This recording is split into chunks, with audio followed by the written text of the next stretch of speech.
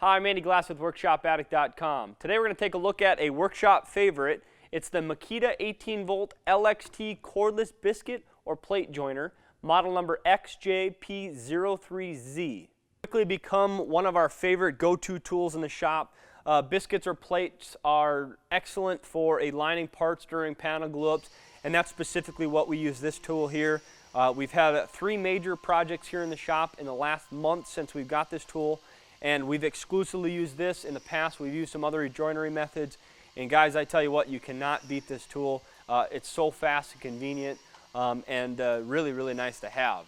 The unit features Makita's 18-volt LXT battery technology and battery platform. So if you have any other Makita tools, use the same battery on this tool as well. As we move forward to the unit has a nice, seemingly large girth of a handle for larger hands. One thing I do have a complaint about is it's not long enough. When you plunge the tool, the left rod and the base plate make contact with your hands. So you kind of have to grab this handle a little bit more awkwardly than I think you should. As we move up on the tool has a nice center line power switch that is push forward to turn on, pull back to turn off. On the right-hand side of the unit, behind the base plate of the unit, is the dust collector adapter. Now this unit does swivel, it's at a 45 degrees, and the unit does come with a dust collection bag. The bag has a nice non-zipper style. It comes with kind of like a sliding clip on there. The bag works very, very well. The sliding clip is very ingenious, super easy to use. We found on our larger jobs that bag would fill up extremely fast, and it was kind of cumbersome.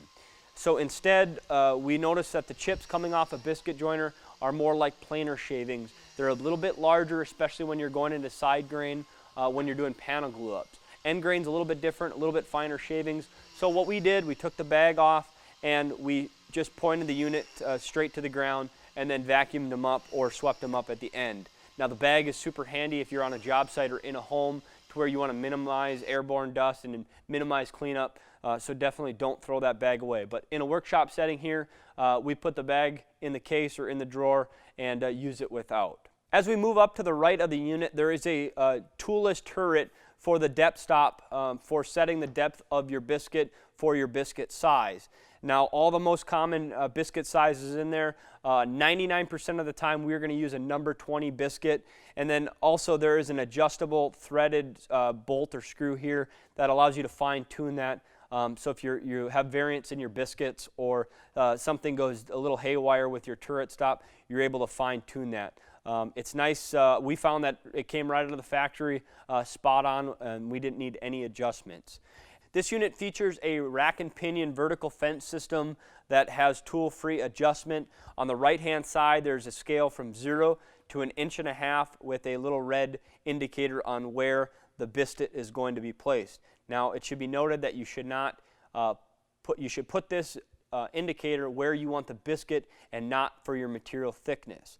To adjust it, super easy. Push down on the black cam lever on the left-hand side when you're facing the unit, and then you spin the dial on the right-hand side, causing the fence to go up or down. When you have it where you want it, you simply pull up on the cam lever and it's locked tight in position. Same thing for the right bevel angle. This unit has 3 positive stops, 0, 45, and 90. And if you remove the vertical fence position, you can flip it to 90 and it's automatically set at a 3/8 of an inch vertical depth of cut, which is perfectly centered in a 3/4 inch stock. So if you use that, there's a little tip and trick. Remove this spot and then you never have to adjust it and it's ready to go. To adjust the angle, you simply lift up on the tool-free cam lever, put it at the angle you want, and then press it down and lock it in position. On the front of the unit, on the vertical portion and on the base plate side, there is a clear little hole on there that allows you to mark where you want to put the biscuit, and then a red little center line indicator on there. If you're doing any vertical plunge cuts, there's 3 red lines here on the bottom side of the base plate, which it makes it super easy to line up any of those vertical plunge cuts. There is a locking button on top that locks the blade in position, and then this unit also does come with a locking wrench To get access to the blade, there is a small black knob on the back side of the base plate, kind of right where your knuckles are when you grab the tool in normal operation. You simply loosen that up, and then the bottom of the base plate kind of folds out of the way and allows you to get the included wrench on the locking nut and loosen that up and replace it, clean it, whatever you have to do. Let's talk a little bit about a battery and the performance of it. We ran it with some compact batteries just to keep the weight down on the unit when we were using it. And we were switching batteries back and forth quite a bit, especially going into some of the hard maple that we were going into in the hardwoods. Now, Makita states that this unit on a 3 amp hour battery can make 360 cuts or 160 joints on a single charge. As I mentioned earlier, we've used this unit on a handful of big projects here in the past couple months, and it has quickly become a shop favorite. It is so convenient to open your tool chest or drawer or sustainer, wherever you store the tool, slap on a fresh battery and go. You don't have to worry about extension cords or outlets or power or whatever. You've got a battery, you're cordless, you're free, and you can just go and get the job done. We used the bag right up front and quickly realized that we were just producing so many cuts and so much dust and chips that it just wasn't practical and efficient for us to keep emptying the bag. Now, you could certainly add a vacuum to this, but it kind of beats the cordless inconvenience of this. We noticed that the long grain joints or side grain that we use this on, the chips are really large, kind of like a planer. We just turn the 45-degree fitting, we shoot them straight to the ground, and we clean them up later.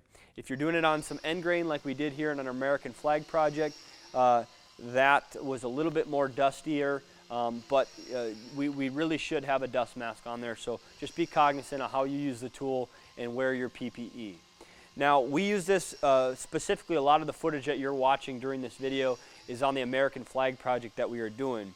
We have a lot of great social media content on there, so we encourage you to follow us on Instagram and Facebook. But that project was made from black walnut, padauk, and hard maple. This tool performed very, very well, but we did notice that it would bog down with the hard maple. We'd have to make our plunges a little bit slower and a little bit more methodical, and we couldn't just ram it in there. The unit would stall, it would kind of lock itself out, and you'd have to turn the switch off and turn it back on. Let's talk a little bit about how a biscuit joiner works. It cuts a slot or mortise in the workpiece, and then you slip a pre-made biscuit in there. Now that gets joined up between two boards, and it keeps them nice and flat compared to wherever you registered the biscuit joiner fences and angles to.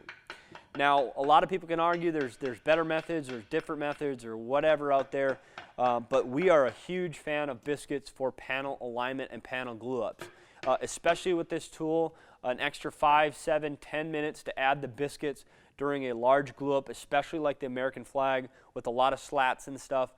It just saves a whole lot of time and just the cumbersome, tedious effort of getting all those boards nice and lined up. Yes, you can use cauls and clamps and things like that, but the biscuit joiner is so fast and does such a great job.